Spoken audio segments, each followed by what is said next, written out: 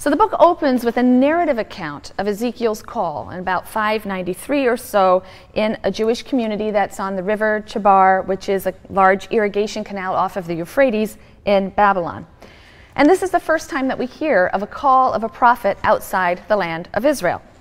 It's a remarkable vision. Like many of the visions in the book of Ezekiel, it has a sort of surrealistic, almost hallucinatory quality.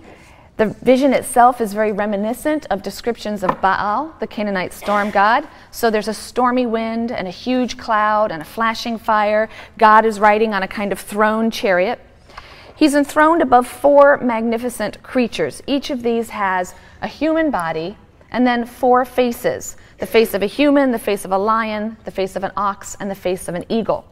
There are 4 huge wheels under this throne chariot, and they are said to gleam like beryl beneath a vast and awe-inspiring expanse or dome, which gleams like crystal.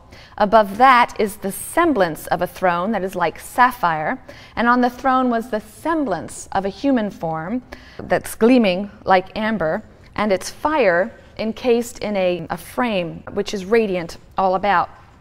So this kavod, this cloud that contains or hides the fire that is Yahweh's presence, that is also the term that's used in the Torah, in Exodus and the priestly sources to describe the presence of God among his people, this fire that's encased in a cloud, the kavod. In Exodus 24, we read that this kavod had settled on Mount Sinai, representing God's presence. In Exodus 40, this cloud covers the tent of meeting. It fills the tabernacle. So when Ezekiel sees it now, he says that it was the appearance of the semblance of the presence of the Lord. When I beheld it, I flung myself down on my face, and I heard the voice of someone speaking. Notice this language. It was the semblance of the appearance of the presence. Ezekiel wants to emphasize the transcendent nature of the deity. He's having a vision of something which cannot in fact be seen or perceived, which is a kind of paradox of all of his visions. The prophet's humanity is emphasized in contrast to this transcendent divinity, right? And that's something that happens throughout Ezekiel. He emphasizes his humanity with this phrase, son of man, ben Adam, son of man. It simply is the Hebrew term for a mortal being as opposed to a divine being. Son of man simply means a human, a mortal, ben Adam, one who is like Adam. Now the call of Ezekiel is reminiscent of the call of Jeremiah and Isaiah. He is sent to a nation of rebels, rebels who will not be listening to him.